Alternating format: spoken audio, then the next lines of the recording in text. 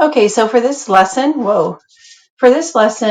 you are really just being asked to look at which strategy do you want to use or which would be the best to use. And the page that you should have in front of you is 199 and the back is 200. And then we're going to do that during this lesson. It looks super, super easy and it is not hard, but the whole point of it is to make sure you're thinking about the different strategies instead of just adding like with your fingers every time. You know, we've worked so hard on all these strategies.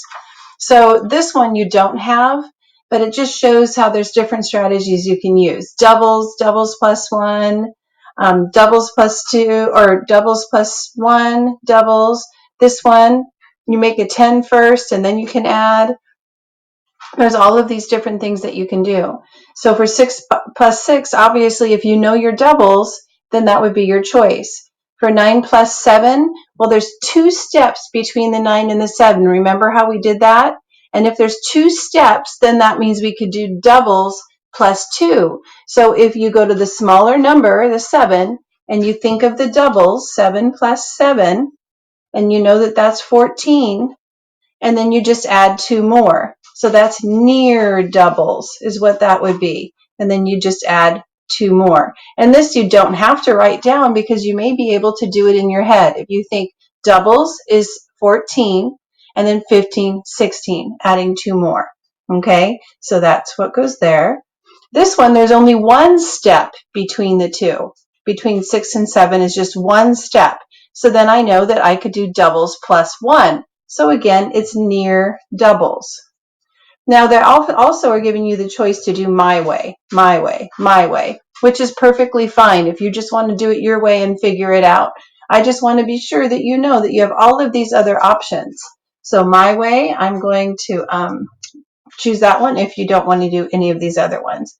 But near doubles would be 6 plus 6 and then add 1 more. And we know that 6 plus 6 is 12. You don't have to write it down. You can maybe even think it. But then you add 1 more, 12 plus 1, so that would be 13. And then this one, you could do doubles plus 1, which would be 8 plus 8, and add 1 because there's one step. Or maybe you might want to do make 10. I know that if I just take 1 more, if I take 1 of those from that 8 and make 10, so that would be 9 plus 1 is 10, then I would just add, there would be 7 left, and then that would be my 17. There's a lot of different options you could do. So I just made 10 in my head. I knew that 9 plus 1 equals 10, so then I only had to add 7 instead of 8. Okay, so that's what they're hoping that you do here instead of adding every single time, taking your fingers and doing, well, 8 plus 6 and then counting by ones. It's so much better if you use one of these strategies. So on this one, you could do, there's 2 steps between the 8 and the 6. So you could do doubles plus 2. So doubles plus 2 would be 6 plus 6 equals 12. And then I add 2 more, so that would be 14. You could also do make a 10 because 8 and 2 is 10, but then you have to think about how you're going to change that 6 from a 6 to a 4. It just depends how comfortable you are with these strategies. Ooh, easy peasy, there's a double right there. And if you know your doubles, you shouldn't even have to think too hard, right? 8 and 8 is 16. And then this one is not close, it's not near doubles, it's not and it's not doubles, but it is a 9. So all I have to do is take one number from that 4, one little guy, and then I know I can add my 10 and then a 3. So what would be 4? And I just take 1 away. So if I take 1 away, that would make that a 3, and I know I only need 1 to make a 10. Okay, so that would be 13. That's the only one that might be kind of confusing because we use 10 frames a lot to show that, and there's no 10 frame here. You could make a 10 frame if you need to, but that strategy could be really easy for you to do in your head, or it might be kind of hard. Oh, here's a double, 9 and 9, 18. You got to really practice those facts, and then you don't even have to think about it. And here, this one, there's only 1 away, 1 step from 6 to 7, so I can do a doubles plus 1. So my doubles is 6 plus 6 is 12, and then I'm going to add one more, so 13. And you don't have to write it if you can see it in your mind. This one I'm going to make a 10, because I know that 8 and 2 is 10, and that's 3. So I know that 8 plus 2 equals 10, and this one is a little bit more than 2, so I just have to add one more. So I made a 10. And then here, this one, I can do either way. This one could be really easy to do doubles plus 1, because there's one step away, or I could make my 10. So I'm going to go through all of these and do that. I think 8 plus 8, and I like that doubles, plus 1, so that's 16. 8 plus 8 equals 16, and then I just need to add one more. And here, only one step away. So, gosh, that's really easy because I know that 5 and 5 is 10, and then just add one more. Easy peasy. This one is really too far away for doubles plus 2 because there's 3 steps. You could do doubles plus 3, or you can do 8 and 2 is 10. So then if I take 2 from here to make my 10, I know I have 3 left. So that would be 13. But so 8 plus 2 equals 10. But then that means you'd have to take, excuse me, I'm sorry, 2 from there. And then whenever I see a 9, I just take 1 from the other number, and then I make my 10, and then I put those together. So I know that 9 and 1 is 10.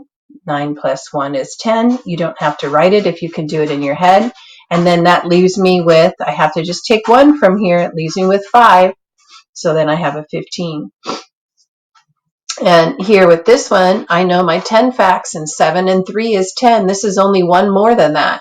So if I know my 10 facts, 7 plus 3, then I just know that's just going to be one more, 11. And then here is doubles again. So I'm hoping that you're able to do that when you look at these problems and think about what strategy is going to work best for me. This one says John has 9 green marbles and some red marbles. Oh, not John, it's Jan. She has 11 marbles in all. So how are you going to figure that out? I like to use the open number line. I'm going to do this way, and I'm going to start with my 9, and then she's going to go to 11, 10, 11. Look at how easy is that. So how many red marbles does she have? You only had to do 2 hops to get there. Or maybe you think, gosh, you know what? 11 and 9, that's only 2 steps away. You may not even have to figure that all out. I'd like to know how you figured it out. So whatever way you did it, I'm going to put I used a number line. I used an open number line. But maybe you did something else. And you can write that down. I like to hear different ways that you do things. And then on the back page, on the back, it says, Brett has 8 shirts in his closet. He puts more shirts in the dresser. Now he has 16 shirts. How many shirts did Brett put in the dresser? Well, if you think about it, 8 and the answer is 16.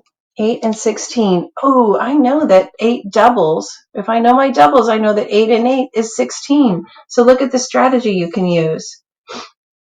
Brett put 8 in the dresser because I know 8 and 8 is 16. Manuel and Jake have 13 pencils in all. How many pencils could each boy have? Oh, there's a lot of options there. Circle the strategy used to choose the missing add-ins. So if you have, you could do, I know that 6 plus 6 is 12, right? And then if I add one more, that's going to be 13. So that could be a 6 plus 6, a doubles plus 1. So doubles plus 1 could work. And that would be near doubles. Okay, so there's other ways you could do it too. You can put what worked best for you. The good thing about once you learn all the strategies, then you get to choose what you like. Sarah has 7 big books. She has 8 small books. What strategy would help you find how many books she has in all? Choose all. Well, there's one step between them, so I could do near doubles, doubles plus 1. And I also know that 8 and 2 is 10, so I could also do that one. And I also could just do it my own way. All of these would work, wouldn't they? Doubles wouldn't work because it's not exactly doubles. It would have to be a near double. So that's the only one that wouldn't work. So now what I'd like you to do is this page, and it's the homework practice page 3-8. My goodness, sorry. Excuse me. And you're fine to do it on your own, or you can come to the Zoom and do it with me at 12:45. Either way, okay? And you do both sides. There is an attachment to turn this paper in that we just did on the video on this Google Classroom assignment, but this attachment is on the Zoom. Okay? See you guys later.